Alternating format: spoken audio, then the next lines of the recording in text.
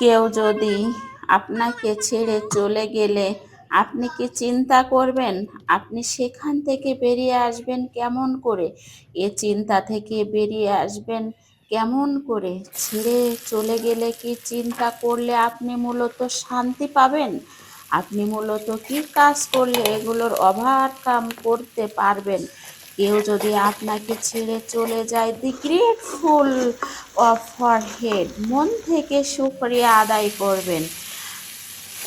আলহামদুলিল্লাহ, আল্লাহ আপনাকে তার চেহারা কেমন, বাস্তবতা কেমন, আপনি কি করলে ভালোবেসেছিলেন, সে আপনাকে ভালোবাসার যোগ্য কি না, এটি কাকে বিশ্বাস করেছিলেন, সে আলাদা বিশ্বাস যোগ্য কি না, you will be realise the, আপনি অনুধাবন করেছেন এবং করবেন। এটা আপনার শুকরিয়ার কারণ যে আল্লাহ আপনাকে ওসিলা করে দিয়েছেন বোঝার জন্য যে বান্দা, তুই যাদেরকে বিশ্বাস করছিলি বা বিশ্বাস করলি, দেখ, দে আর নট ওয়ার্থ এফেক্ট, তারা বিশ্বাসযোগ্য নয়, তারা ভালোবাসার যোগ্য নয়, তারা ভরসারও যোগ্য নয়।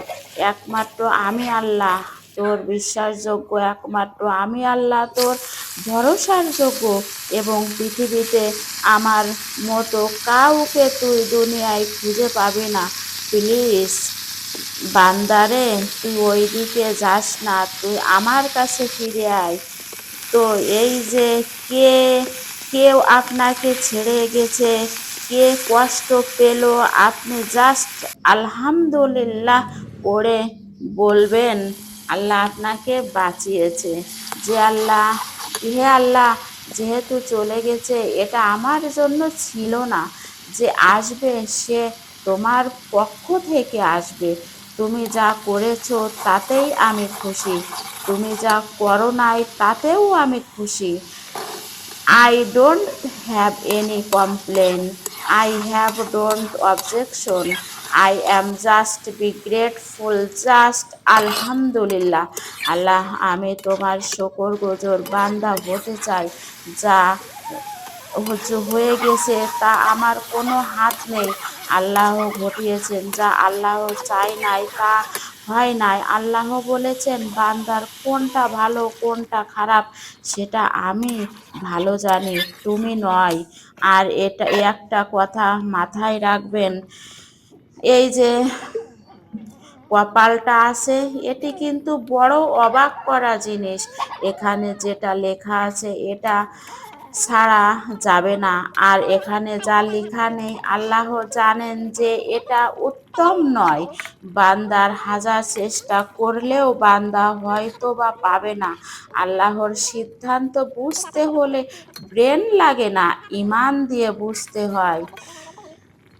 যাকে দেখবেন আপনার আজকে মনে হচ্ছে আমার জীবনটা সেটেল একে পেলে, কিন্তু আগামীকাল মনে হবে একে না পেলেই মনে হয় আমি ভালো থাকতাম। কেন আল্লাহ এর সঙ্গে আমাকে দেখা করালো? যে এই মানুষটা থাকলে আমি কখনোই সুখী হতে পারবো না, আজীবন সুখে থাকতেও পারবো না। বান্দা এক সময় বুঝতে পারে আল্লাহ আমার জন্য যা করেছে ভালোর জন্য করেছে।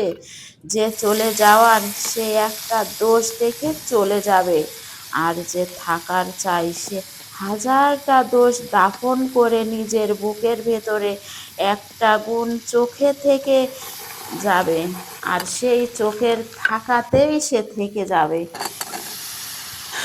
চায়ের জায়গাটা কম্পিটিশনের, সে ভাবে কি কফি পেলাম কেন, চা পেলেই হয়তো ভালো হতো।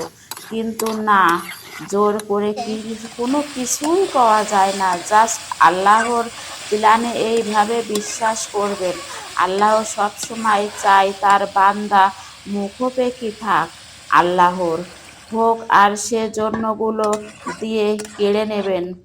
চাইলেও পাবেন, আবার না চাইলেও পাবেন।